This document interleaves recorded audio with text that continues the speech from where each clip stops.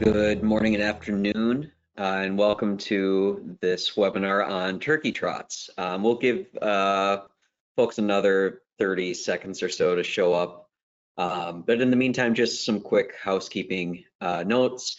If you haven't joined us before on one of these webinars, there's a little toolbar on the side for GoToMeeting or GoToWebinar where you can put questions in.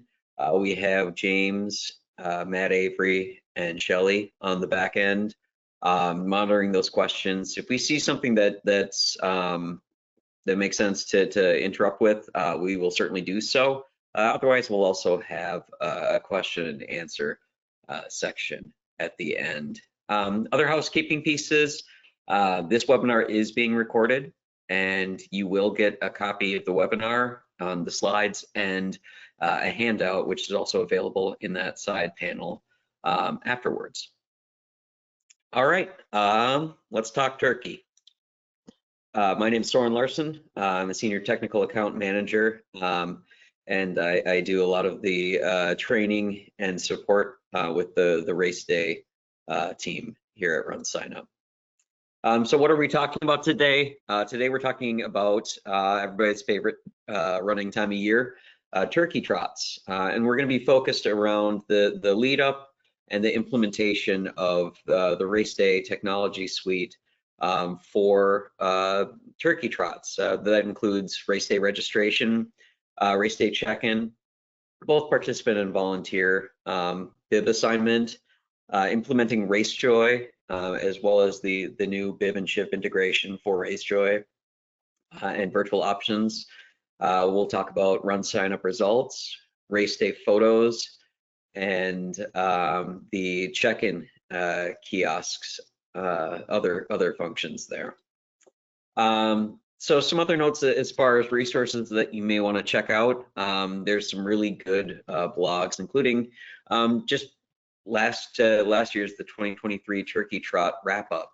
A big note from that, we had 920,761 participants across 833 races, which is 10% growth over 2022. So just something to kind of look forward to in 2024 as races continue to come back. A couple other notes, just fun fact, really. The oldest turkey trot in the country is also the oldest continuously run road race in the country and possibly the world. That's a turkey trot in Buffalo, New York.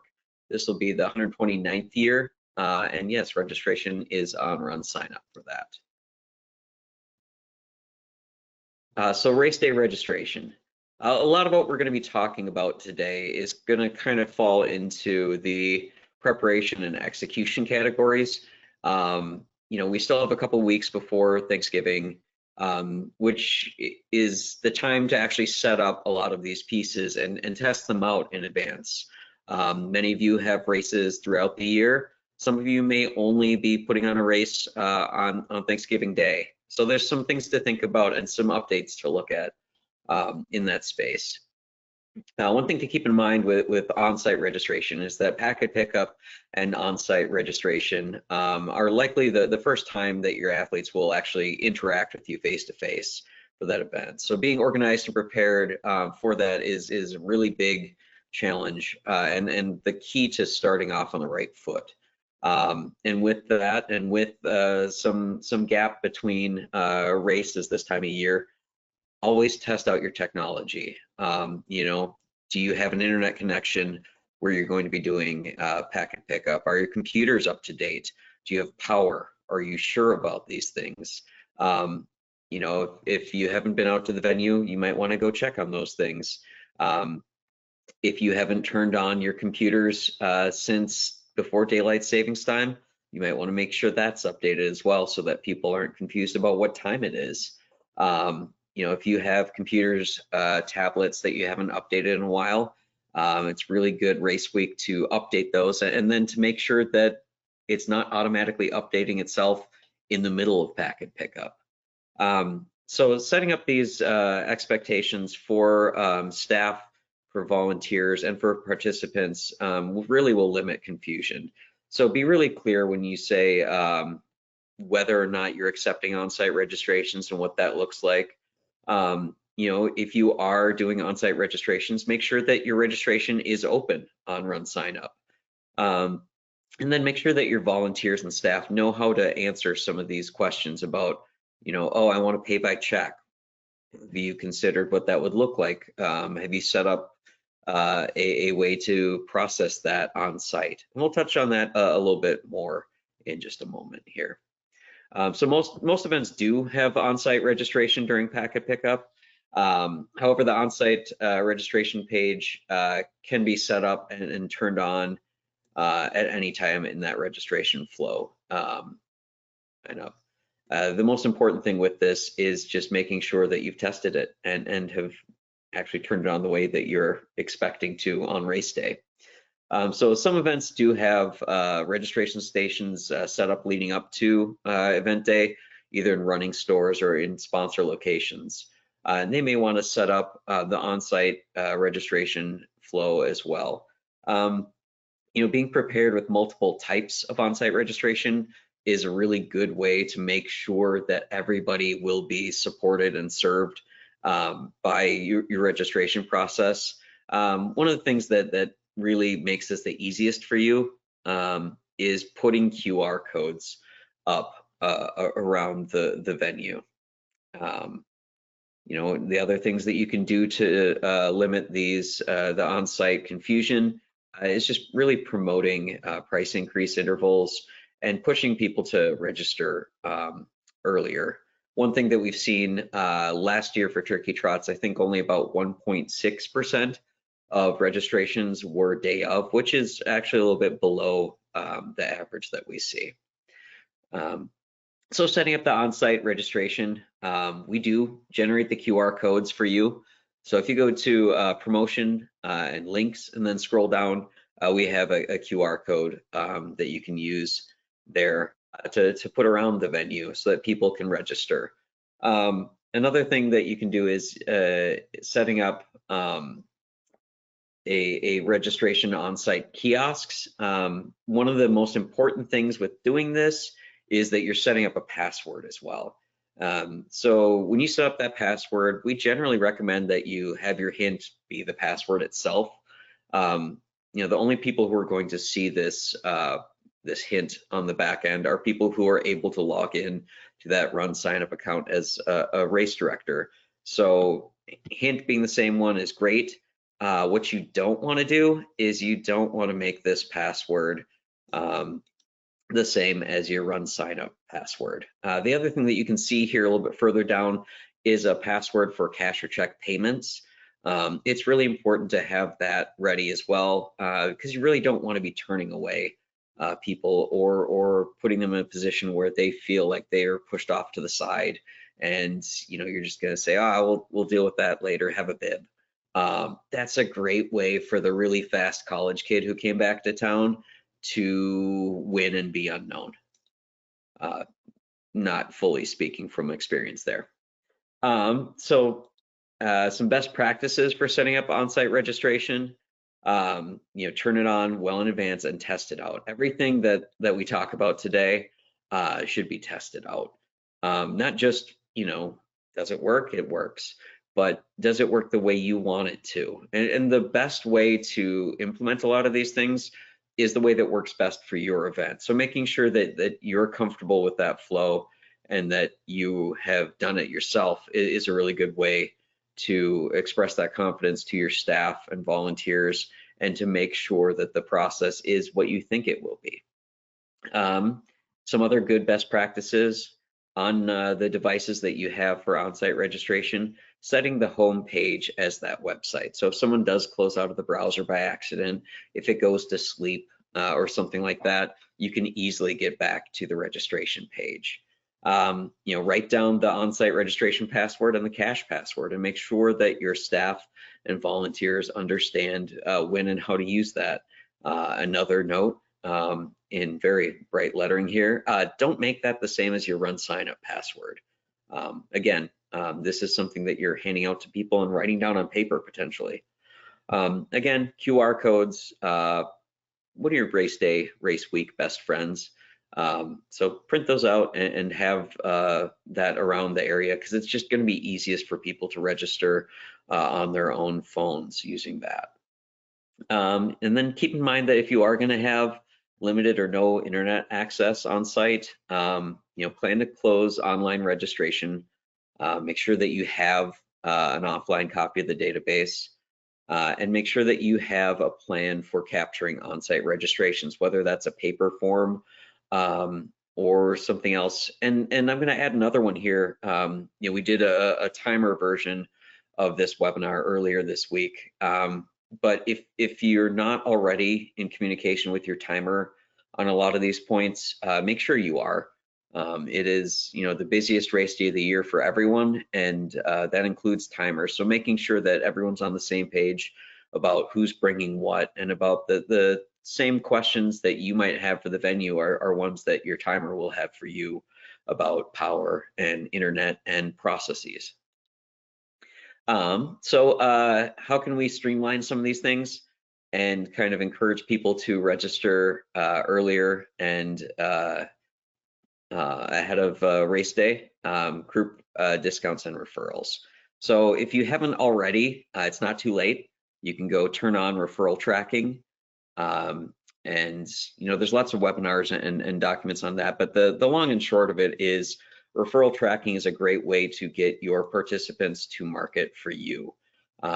Setting a goal for referrals that's attainable but not too easy to get to, something like maybe refer 5 friends for a discount, is a really good way to get more people to show up. People go to these events socially, they go with their family, they go with their friends, and if you can kind of encourage them to get those folks to sign up early, this is a great way to do that and to have them market for you and have that whole cycle work in your favor. Another thing that you should really be doing right about now is preparing your email marketing and your email communication. With the RunSignup email platform, you have the ability to build out these emails and schedule these emails, and that you can be using dynamic lists in a way that people who register after you build the email out will still receive it when it's schedule sent. So if you've got maybe 4 or 5 different turkey trots that you're in charge of, or maybe even that you have 4 or 5 emails for each of those turkey trots, that scales up really quickly, but you can plan them all out, write them all out now, and schedule them to send. One of your best friends in those emails is, again, the QR code. One of the things that makes packet pickup and bib assignment and lookup so much faster is a QR code. Even if you're not doing dynamic bib assignment, having people's QR codes in their email is a great way to be able to look up participants in the database in the check-in app. So we make it really easy for you to find the QR code for an individual participant, which for the record is their registration ID is what it's mapped to. So in the QR code settings in the emails, it's a QR code type placeholder, and then it's registration ID QR code. So this is what that looks like on a phone, hypothetically, and scanning that will bring up that participant's information. We make it even easier for you to do this with the email templates.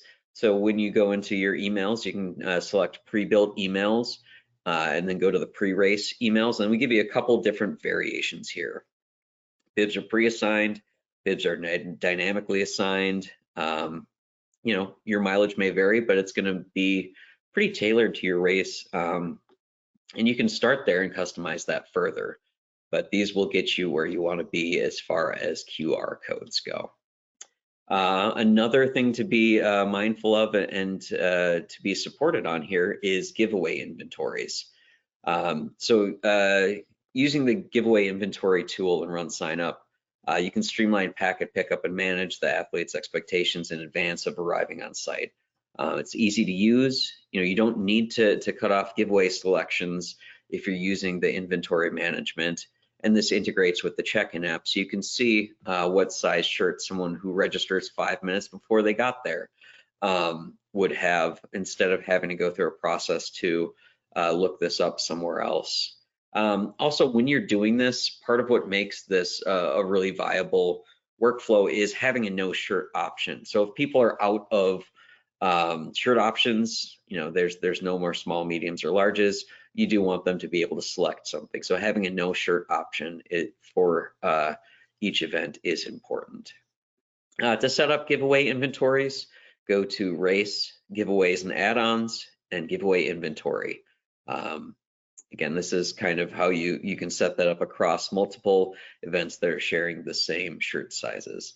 Do keep in mind, though, that changes made in the check-in app will override those inventory amounts. All right, so that's kind of lead up time. Now let's talk a little bit about now that it's time to have packet pickup, whether that is kind of a slow trickle at a running store leading up to this, or if it is a very big race day only lift for you. So one of the best ways to handle packet pickup and check-in is through the RaceDay check-in app. This expedites the check-in process for participants and volunteers, and it also syncs with the whole database on RunSignup. If your timer is using RaceDay scoring, that means that any changes you make in the participant data is reflected in their scoring data right away. If they're not using RaceDay scoring, they'll still be able to download the most up-to-date database from RunSignup that sees all of the changes that are reflected in what you've done either in the check-in app or on the back end of RunSignup. This also is a really good way to set up in advance and see what your participant flow looks like. If you look at the check-in stats on the back end of RunSignup, you can see, in assessing for 2025 and beyond, do we have enough volunteers? Are we open long enough? Do we need to be open longer? Do we need another volunteer or two for this shift? Do we actually need less volunteers for a certain shift? And some other things to look at here, in 2023, 3.7 million participants were checked in using this app across all different events types and sizes in the United States. And it's free. It's available on Apple and Android tablets. You can also use the web check-in function if you only have laptops available to you. The most important setting when you are using the check-in app, though, is a password. Again, having a password and having your password hint be the same is an important setup piece. Making sure they're not your RunSignup password, also very advisable. So you need to set this up for the race to show up in the check-in app. So this is kind of the first step there. When you're enabling check-in, you're not sharing this password with volunteers or staff until it's time to. So you can really enable that anytime because, again, you want to test this yourself and make sure that that check-in process is what you are advertising.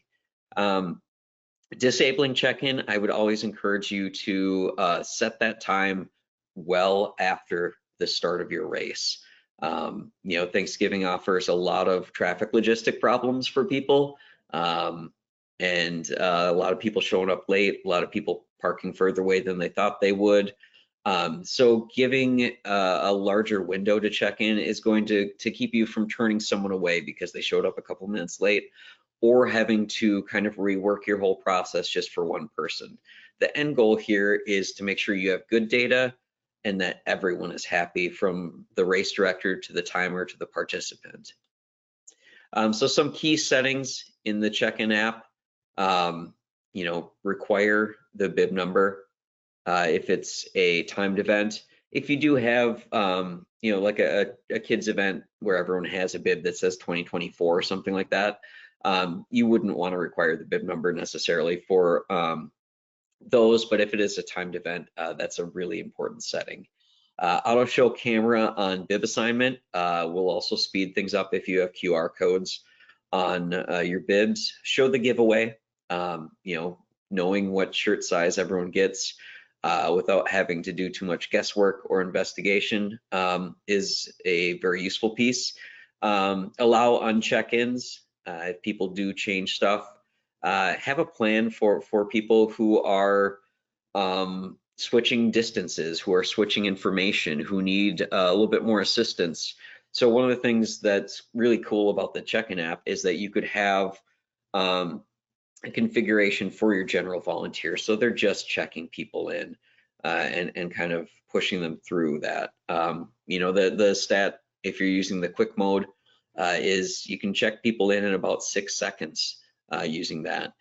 But part of that is having a plan for if someone needs further assistance. So having either, you know, a lead volunteer or a paid staff member, someone who's more able to answer or adjust the participants' information is a really good escalation point. So having kind of that trouble table that's out of the regular registration flow ready. What this is going to do is this is going to get the participant to the person who can best answer their question and help them.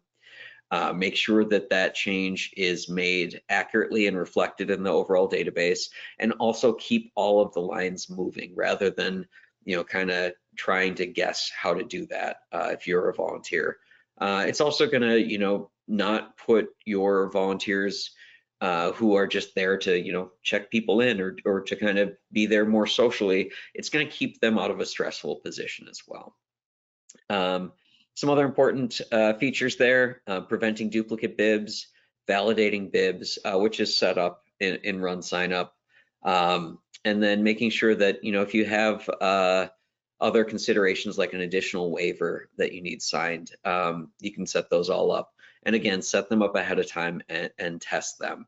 If you are unfamiliar with the check-in app, outside of registration, I think it's one of the best things that RunSignup does and has done. I think standalone, it's the greatest bib assignment tool on the market, bar none. And we also have a lot of webinars and help that will walk you through those processes. One of the things that's new this year with the check-in app is checking in multiple people at a time. So in your presets for this, you can select related registrations, either same transaction or same team or both. If you are checking in multiple people, even if you're not using this this option and you're doing it dynamically, it is still really advisable to write the first name on the back of the bib, so that, you know, if 5 people are in the household and they wake up race day and they just start grabbing bibs, that they have a reason to make sure they're grabbing the right bibs. So this is just kind of a quick demonstration of what it looks like to check in multiple people at once. So you can see once it cycles back to the start here, these are the twins from the sand lab for the record. You can see all the related registrations there, and we can check them all in at once. So those are all brought up.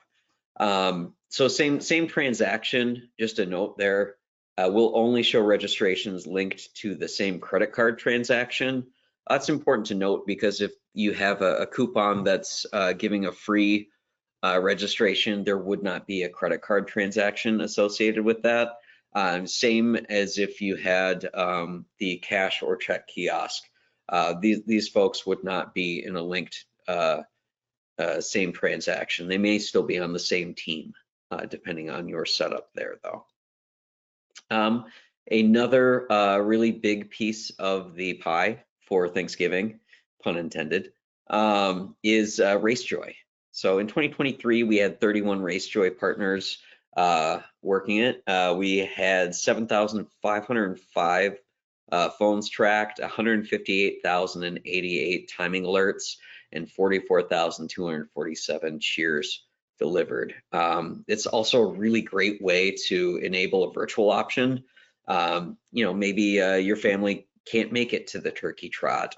Maybe, you know, breakfast or dinner interfere with that, or maybe you're away from participating in your local turkey trot.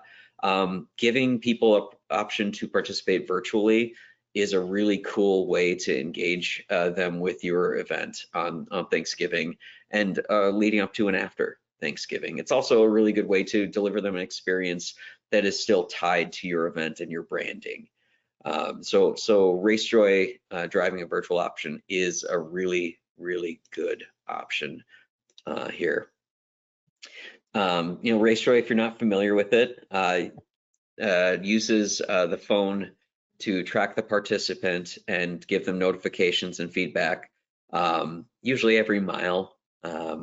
And you can also, if you're tracking a family member, you could send them cheers. So it's a good way to offer like a full race experience to people through their phone. You can also, create custom Thanksgiving themed audio experiences. You could have, turkey sound effects or something like that. So the newest thing with RaceJoy that really needs to be highlighted if you're not familiar with this yet is that we now offer bib and chip tracking. So instead of all participants needing to have their phone to be continuously tracked, we offer the option to have bib and chip notifications. So coming from the actual timing data itself. This means that you can have RaceJoy for everyone, regardless of whether they run with their phone or not.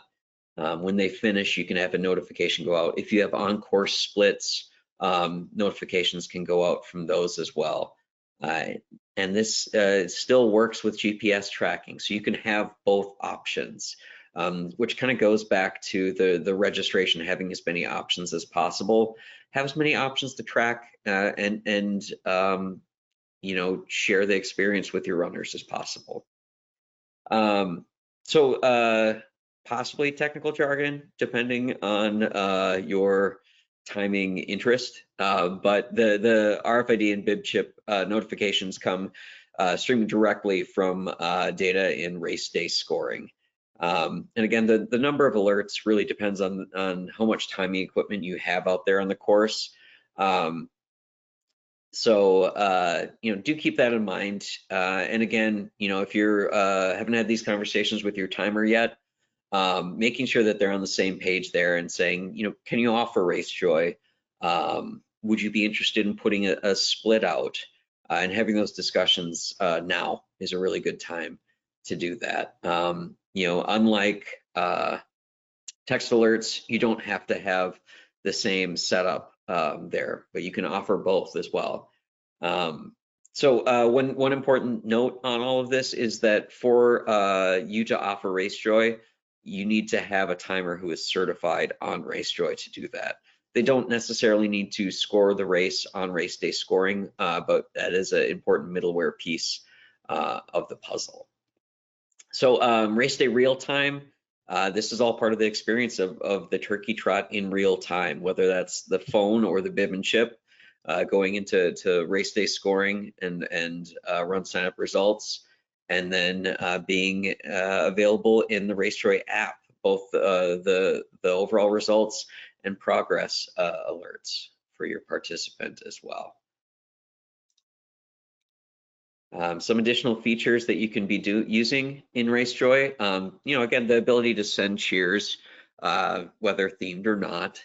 But if you have participants who are, if you're doing RaceJoy with your participants, you can set up a monitoring system there and be able to oversee where on the course participants are. If you're doing RaceJoy, I'd really encourage you to have, your lead biker on RaceJoy and maybe your sweeper on RaceJoy, so in real time where on the course those folks are. If you're doing maybe a trail themed turkey trot, you might want to enable off-course alerts so that participants know if they took the wrong turn there.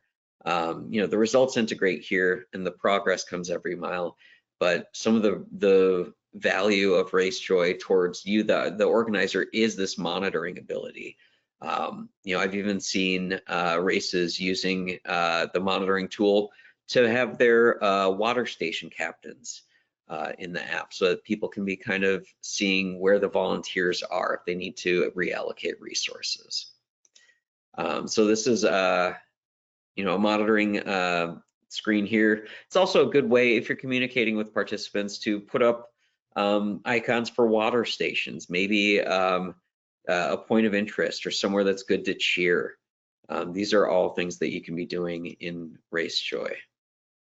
Note on the monitoring side, the operation monitoring does provide chip and GPS data, including estimates for the leaders as to when they will be at the finish.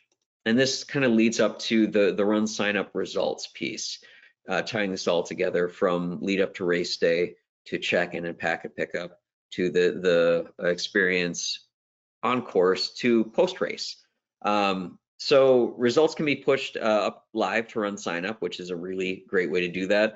And again, talking about the whole live database as far as, you know, checking in a participant and assigning them a bib number, that being readily available for the timer right away. That also means that the results are going to reflect all of that information right away as well. You can also set up the text and email notifications for athletes and their friends and families to follow that as well. You know, some other advantages of setting up the results site, the RunSignup results, and some other pieces as well. Detailed result breakdown.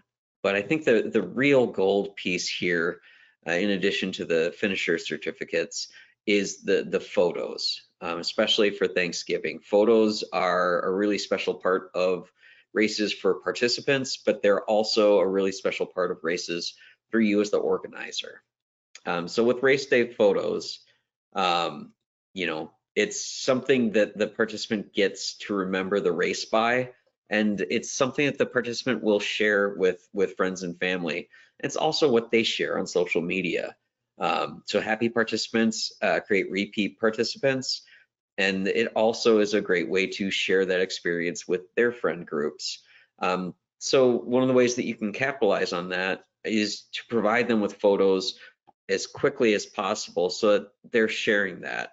With the RunSignup Photos platform, you have the opportunity to put watermarks on those photos and brand them to your race and automatically tag the participants. I'm gonna go back actually a slide or two so that you can see the photos coming into the participants result page. You know, if you have the bandwidth to do so, you could have your photographers swapping SD cards and have someone loading the photos that they've taken onto the RunSignup platform during the race, so that when people finish the race, they have tagged photos in the results already. You know, people print them, but mostly people save them and share them digitally. So these photos on the RunSignup platform are downloadable and easy to share on Facebook. And you can actually set this up in a way that, you know, virtual participants can share the photos of their experience as well. When you set up the photos, you do have the option to allow people to upload their own photos. You can create different albums for these photos to go into, different buckets for that experience. So this would be an example of you know, Bob participating virtually in an 8K and still being able to share photos of his experience with friends and family, and going that step further and putting that branding on the photo so that, you know, you have this great memory of the race, whether it's virtual or not. But when you're sharing it with either your race's logo or the sponsor logo there. So that's a really good activation opportunity. You know, as we're talking about kind of during and post race, one thing to keep in mind is if you are renting or sourcing a lot of tablets for race day for the check-in, finding more uses for those tablets. They don't have to go back in a box after you're done checking participants in. You can flip them over to be a results kiosk. So in the general options, you have the ability to just switch over to a results mode. So if results for the race are on RunSignup, you can easily look up a participant's result in the kiosk mode. So this is kind of a little quick walkthrough, and again, a reminder that you will get the slides afterwards. But you know, now you're leveraging technology that you might have spent a fair amount of money renting, and you're doubling its usage, and you're doing so in a way that provides a really cool post-race experience for participants. You could go so far as to have self-serve kiosks for this. Another use for these tablets would be in the medical tent. So we do have the medical kiosk mode now as well, where medical can check in a participant and then also check them out of the medical tent. And this is a report that you can view and download on RunSignup and see some of that medical traffic, as well as be able to answer to participants, hey, you know, where's my friend? Okay, I see that they checked into the medical tent, and be able to say, okay, they're in the medical tent right now, or, oh, they got checked out of the medical tent. So you have some kind of cool options there that honestly are otherwise kind of paid for options for a lot of events. These are all things that can really elevate your ability to monitor the status of not just your event, but your participants on a very broad scale. So just a quick review here before we open up the floor for questions. So race day registration, make sure you have a plan for it. Make sure you have preparation for how you're going to handle cash or check. Make sure that you know if you're going to be doing dynamic assignment or pre-assigning bibs. Make sure that you have tested your check-in flow on the check-in app. Make sure that, you know, if you haven't used a tablet since last year, that you have the check-in app updated. You know, if you're thinking about doing RaceJoy, you know, it does take a little bit of time to make sure that that's verified and set up properly, and make sure that your timer is RaceJoy certified. If your timer's not RaceJoy certified, now's a great time to ask them if that's something they're willing to do or able to do. You know, making sure that you have set up certificates if you're going to do post-race certificates, that you have a photo plan for uploading photos, and that your watermarks are ready if you're putting logos on those. And then just thinking about other parts of the experience. Are you going to do a results kiosk afterwards? Do you have a medical tent? You know, most races do. And if you do have a medical tent, consider using the medical check-in to monitor all of that. So I'm going to open up the floor now. Do we have any questions? Ooh, I see a really good tip there from John Burke, is that a really good pre-race plan is making sure that you have a communication plan for people who are incomplete registrations. Everybody knows the folks who show up to pack a pickup insisting that they've registered when really they closed out before completing their registration. So having a incomplete registration email out on race week is a very good thing, or even, you know, before final price increase to really drive that. Well, I don't know about you all, but looking at that picture is making me very hungry for Thanksgiving. And just remember, if you're putting on the race, you are excused from doing any cooking. Just see the one question, but you know, we have lots of resources. Now is a good time to do this planning, and also a good time to reach out if you're unsure about any of these pieces. But if you haven't thought about implementing these, there's still time to do that. There's still resources to do that, and we're here to help you reach that finish line. Well, thank you all again, and have a great rest of your day.